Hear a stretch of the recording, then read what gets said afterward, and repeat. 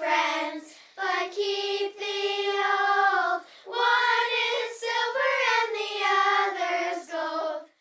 Your Girl Scout Troop 71627. In honor of the 100-year anniversary of Girl Scouting in Bedford, we will be interviewing Mary Welch, who has been a Girl Scout for most of her life. Well, I'm Mary Welch, and I grew up in New York, up on Hudson River, and so I was a member of a Girl Scout troop there back in 1927. Does that sound like a long time ago? Well, I'm 96 now, and I'm still going as strong as anybody can at 96. But you see, you have a long way to go. And so, having joined in 1927, you can begin asking questions from there. How old were you when you started in Scouting? Well, I guess I was about 11, because I went away to school when I was 13. What was your troop number and where did you meet? Well, I joined Oak Troop number 1 in Irvington, New York. What was your uniform like and how is it different from ours now? Oak Troop number 1 had a green uniform with a red tie and a cloche hat. We had to wear brown leather shoes to meetings. We were pretty fancied up. We didn't have shorts. We didn't even know about shorts. And we certainly didn't know about pants.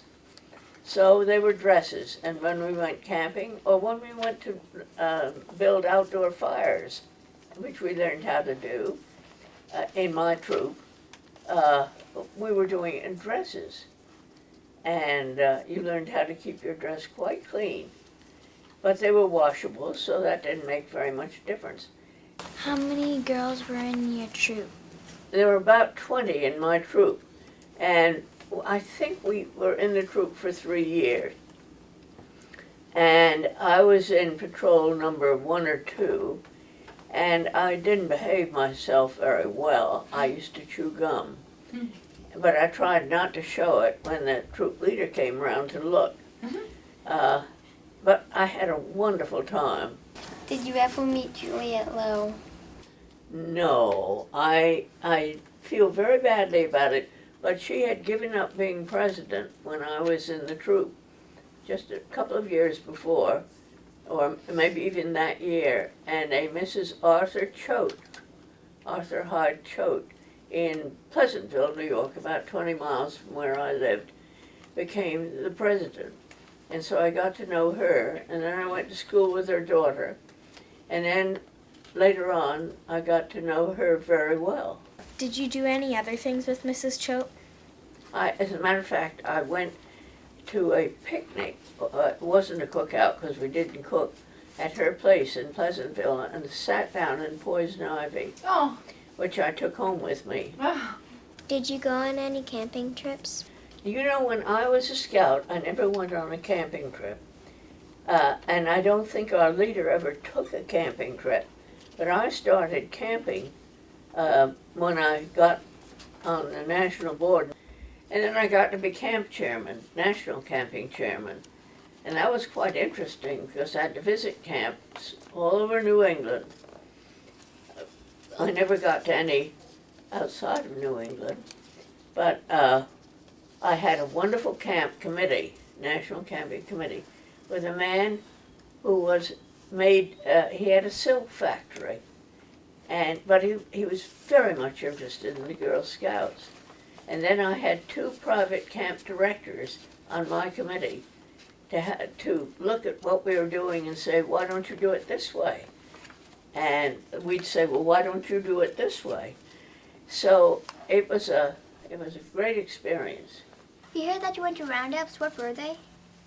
I got on the national board in 1955, and I went to my first roundup in Colorado Springs, and we had, I think, 10,000 girls there. And being on the national board, there were about 5 of us who circulated around the roundup, meeting girls and meeting patrols, because a whole patrol was formed. Those roundups were great fun. It lasted for 2 weeks. With 10,000 girls, you can imagine how many cities and towns and villages had girls coming to it from all over the country. And I met several foreign visitors there, one of whom I heard from yesterday. She is now helping elderly. But the fascinating thing about scouting is you meet people from all over the world. Did you have any siblings who were Girl Scouts? I had 4 siblings, 3 brothers in a row, and 1 sister. And my sister never got into scouting. I don't know why. How did you feel when you were asked to lead a troop? That's a good question. That happened after I was married in 1940. We moved to Southborough, or I moved to Southborough, where my husband was teaching school. When we arrived, the wives of the men who were teaching with my husband said, "Mary, you haven't anything to do but iron your dishcloths." And that was sort of a put down. "But we'd like you to be Girl Scout leader." And I said, "Well, I think maybe the Girl Scouts are a little out of date." And they said, "Well, we'll loan you a guidebook, and you can tell us whether you'd like to join a troop."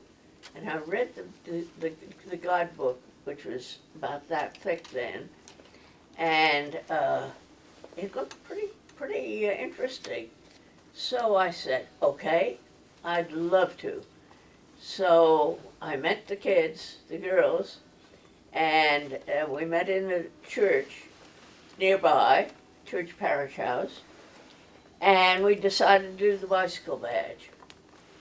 So we had to learn how to handle bicycles, not just ride them, but how to keep them in good shape. Have you done that? You know how to change a tire? Oh, we had to do that because we were going to take a bike ride to the next town. And what if somebody had a flat tire? So we learned how to change tires. We learned how to take the chain off and put it on in case it was too loose, it might have fallen off. So learning how to do that, we felt we were okay to take a trip. So we rode our bikes from Southborough all the way around to Sudbury on Route 20, and then across over to Framingham. Anyway, we had a lot of fun. What were the different levels of Girl Scouts, and what is an intermediate scout?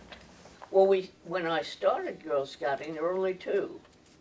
There was only the intermediate and the senior scouts. Intermediate was the name we had because we didn't have the daisies. We just had intermediate scouts and senior scouts.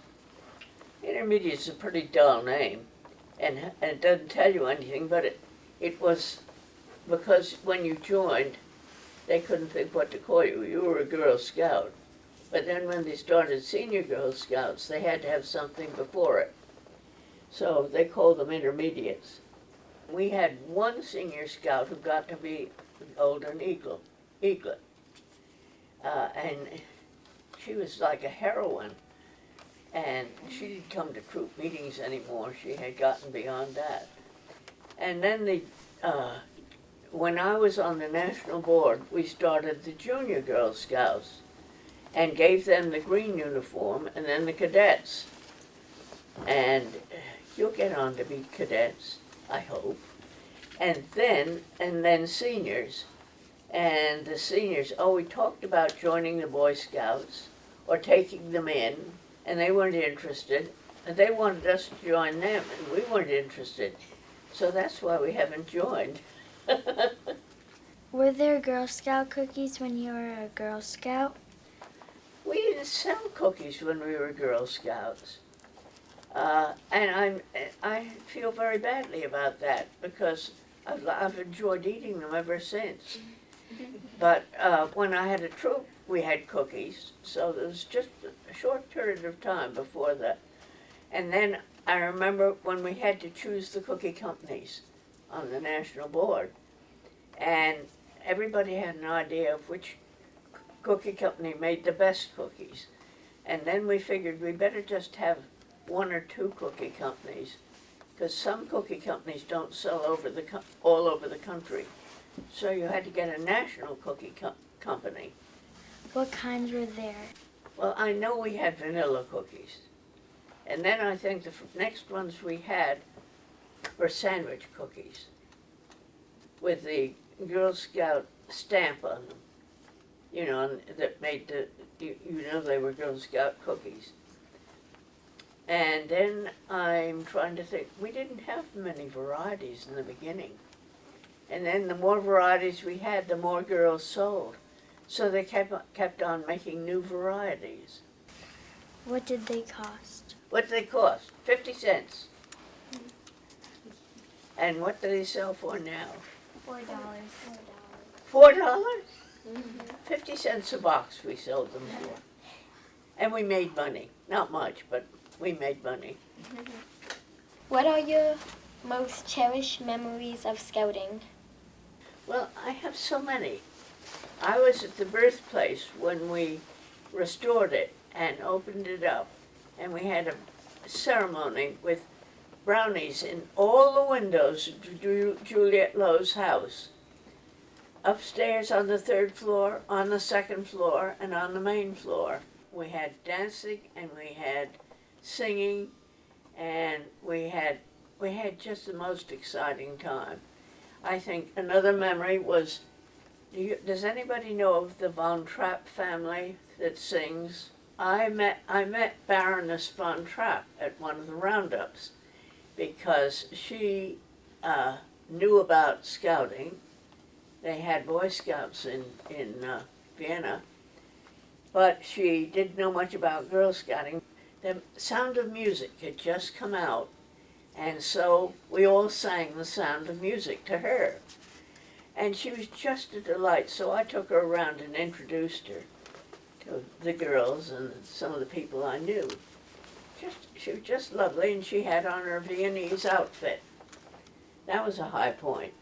I think it was a high point when I got on the national board, because there were just 2 of us who were in our 30s. The rest of the people were in their 50s and 60s. And we didn't quite know how to handle ourselves. But I was still a leader, and I kept on being a leader.